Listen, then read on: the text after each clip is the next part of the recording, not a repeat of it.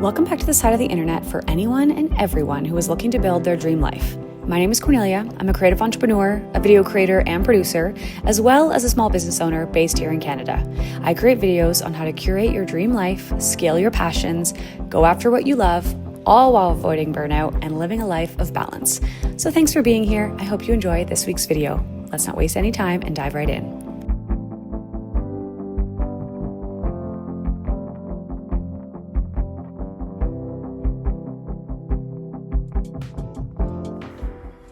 Hello everybody and welcome back to my channel. Thank you for being here. My name is Cornelia. If you're new to my videos, I make content on living the life of a creative entrepreneur and building your dream life, but sustainably. So that's the whole point of today's video, is to share a little bit of my tips and tricks as somebody who works like multiple jobs, how I stay balanced, how I stay organized and productive through it all. Because there are some hacks that have been huge game changers in my routine as an entrepreneur over the last couple of years. I feel like every year I get a little bit better, my processes level up, and I'm more productive. So sit tight, I'm gonna dive right in and share a few of my hacks on how I stay productive, balanced, organized, and all the things doing it all as an entrepreneur.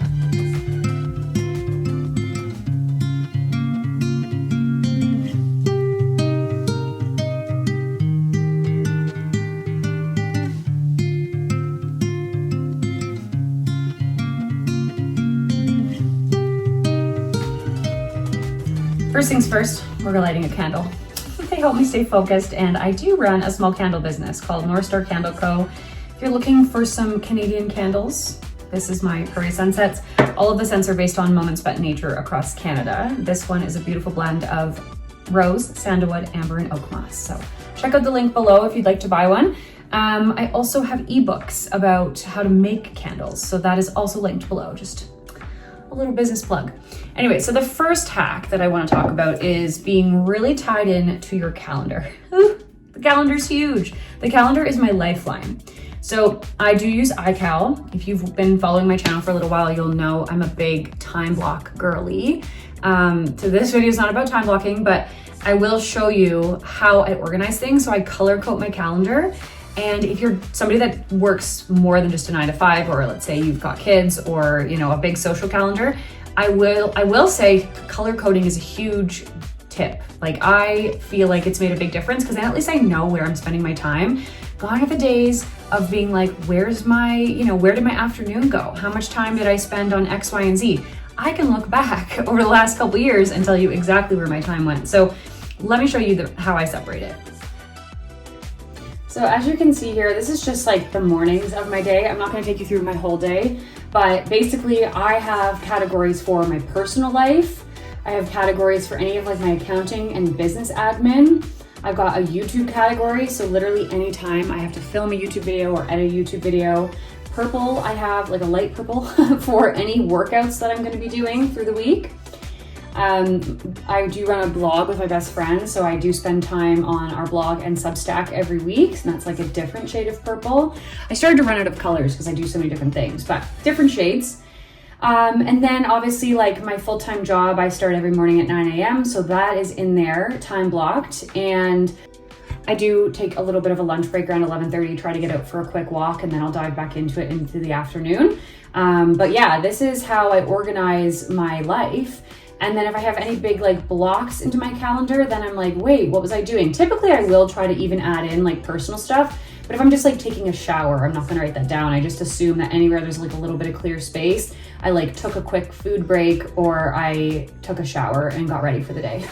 But aside from that, everything is clocked, and then we'll do it obviously until the end of the day. So again, often I'll take like a little afternoon break to get some fresh air or eat, but that is how my days look. And then next week's insane because I have to pour candles to finish a custom deal on Wednesday night. I have a market Thursday night and a market Friday night. So like 12-hour days, if not more, 15-hour days. Like, it's kind of insane this time of year right now. But this is how I separate my calendar and how it all makes sense for me. So the calendar is a really big one. Like I said, I just feel like I need it to know what's going on at all times of day. I am somebody who's really good at remembering what I have to do. I feel like women in general are just good at retaining, to-do lists. So I know what I have to do every day, but it's just nice to have it mapped out for me. And I can also dedicate like certain amounts of time to it. Like Monday mornings, you know, I do half an hour of my weekly finances. That's a time when I sit down at my desk, or technically on the couch. Usually in the mornings I'm working from the couch. I'll sit down on the couch with my coffee and I know I have half an hour to get my weekly finances done. So it just allows me to see, hey, you have a hard out at 7 a.m. and you got to move on to your YouTube. So that's why I really like doing it. It just keeps me disciplined. I do love an agenda. I will shout out Hemlock and Oak. I've been using their agendas for the last 2 years and last year, and then I bought another one for 2026. I have always been a paper girly, like ever since I was in grade 1, I've used an agenda. I always love them. Obviously our world's more digital now, so I'm not gonna be sitting down every moment of my day mapping out my work day, but I like my agenda for like monthly habit tracking, goal setting, writing down fun plans. Like I don't think I'll ever get rid of my physical agenda because I'm kind of neurotic that way, but it is really fun to have somewhere to put your creative ideas on paper. So those are like my 2 planner-esque things that I utilize to really streamline my days for success and productivity. It really helps me stay productive. So the next thing I'll share, oh sorry, my cat wants to get by. Mosey.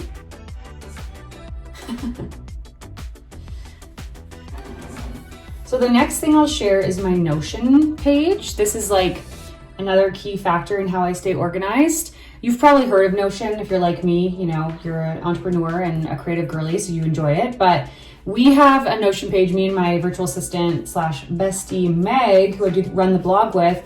We have a Notion for our blog page, and we'll put all of our blog posts in this Notion page so we can track it as the year goes on. If you haven't checked out our blog, check out livingandlifestyleblog.com.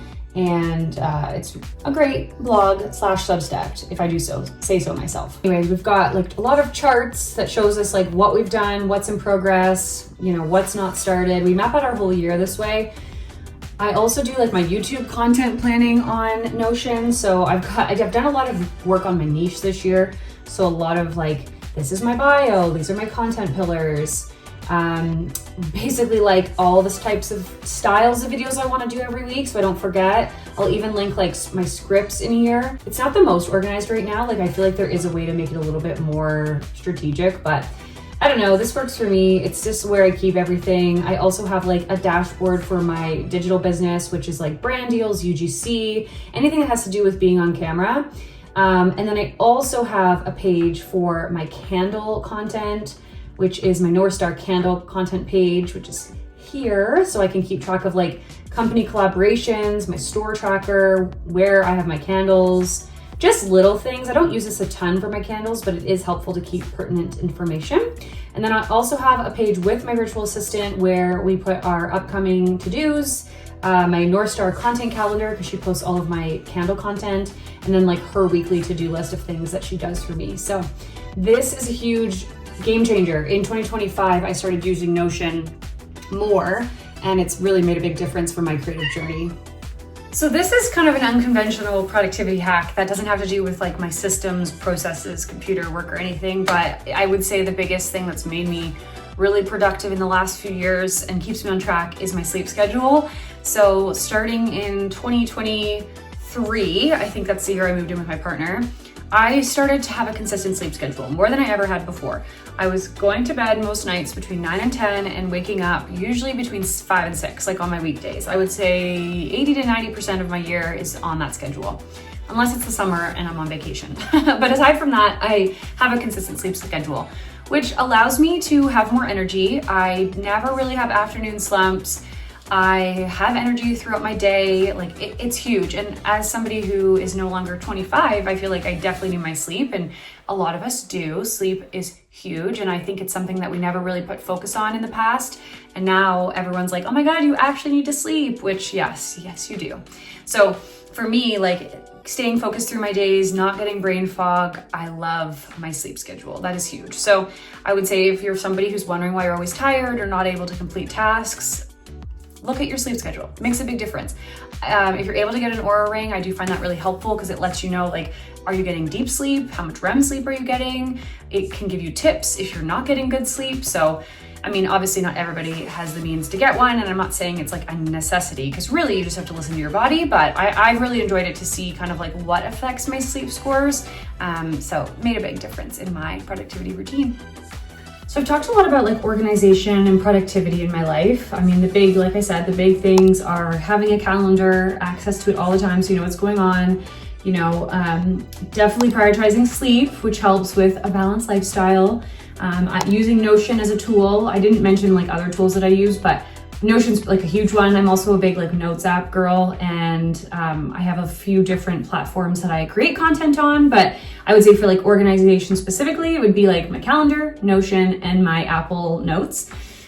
Hiring a virtual assistant is a really big factor in terms of how I stay organized and get everything done. Like, I don't think a lot of creatives talk about this, but it's really hard to do it all yourself, especially if you still have a full-time job like myself. So I've hired a virtual assistant. Her name is Meg. I'll put her handle on the screen if you want to give her a follow. She does a lot of my, Instagram posting on my candle page. She'll do my YouTube shorts, post them, because I usually create them just independently and then send them to her to post and schedule. She'll help me with some TikToks. She does my QuickBooks inputting every month for my credit card filing. And she'll do UGC pitching for me. So those are some of like, I would say like the main tasks that she does. And then oftentimes I'll be like, hey, can you help me like put together a pitch deck for this, or stuff that involves, like a little bit of creative direction on Canva. So that's been really helpful. I know a lot of creators have like full-time assistants, or they have like multiple assistants. I'm not at that level yet because I don't make enough money as a creator, but like, you need help. So definitely ask for it. And I think even go for it before you know that you're ready, because it will level up your workflow, which allows you to get more done. Like, I was definitely scared of taking the plunge of paying somebody, but having help allows you to get more jobs, which means you have more money coming in. So it's definitely like, the chicken before the egg like idea of sometimes you just have to take a leap in your business and make sure it's a smart one, but take a leap and just level up your productivity and your efficiency in that way. Definitely hiring an assistant really helps. And then my last point, because my page is all about living your best life as an entrepreneur and finding balance as an entrepreneur, I would say make time to have days off. Like, I think hustling is important. I think working hard is important. And I think there's a difference between like hustle culture and hard work. I've been listening to a lot of podcasts about this recently. Hustling and not like giving yourself any breaks and running yourself into the ground is not good. I was listening to a podcast with Gary Vee actually, and he's like in my opinion, one of the most successful guys out there. And he's like, I sleep 8 to 9 hours a night. Like, it is important to me. I work out. I don't know how much of a social life he has, but he has a partner, he has kids, he makes time for those priorities. So I would say, don't just pride yourself in being like, yeah, man, I work all the time. Like, I am a boss babe and all I do is work. Like, it's really actually important to take breaks. And I'm not discounting hard work. I'm not saying like only work 3 hours a day, because you're just not going to get to like a certain level of success if you do that. And that's okay if you only want to work 3 hours a day, but it just depends what you're looking for in life. But if you're looking to achieve certain goals and you have a timeline, let's say, and you want to get to a certain place, you're going to have to put in the hours in the work. It's just nothing happens overnight. It does take a bit of a grind. No, as somebody who listens to a lot of entrepreneurial podcasts, I heard some business owner the other day say that if you want to be a successful entrepreneur, you have to be a bit of an animal. And I do believe that's true. But I do think like, still make time to spend time with people that matter to you, because your mental health will thank you, your physical health will thank you. Go to that Pilates class, take a break to see a friend at night. I try to take one day off a week. I don't work all weekend, obviously, but I will put in a few hours, usually on like a Saturday and Sunday in the mornings. But I do think it's so important to log off, to take vacation, because you're not going to burn out as quickly that way, and you'll actually get to where you want to be. I think it's about the long game. It's not like a short sprint, it's a long marathon, and you can't complete a marathon. Well, I guess people complete marathons without taking breaks, of course. But if you're going to be running for days, you're still going to need to take breaks. So it's about consistency, it's about hard work, showing up every day, but also balancing that with things that make you happy and things that make you healthy. So those are my biggest takeaways. So thank you for being here, everybody. I love these little cozy office chats. We're heading into the winter now, so I got myself a new sweater. ChatGPT told me I was a soft spring. So these are apparently my colors, like pinks and lilacs, and yeah, so I don't know, do you like it? But anyways, thanks for being here. I hope you guys learned something and took something away from this week's video. I'd love to hear from you down below, and I will see you next week in the next vlog. Ciao, ciao.